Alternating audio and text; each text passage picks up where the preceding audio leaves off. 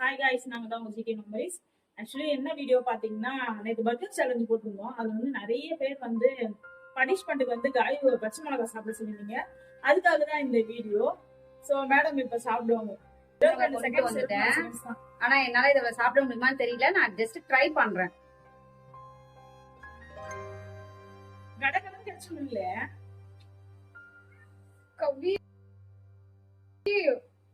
கறி கறி கறி நீ தானே திங்குறன்னு திங்கு.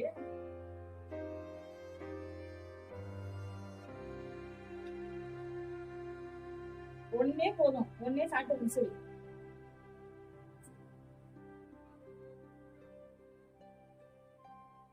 நிறைய நிமிஷம் போகுது, கடகடன் சாப்பிடு.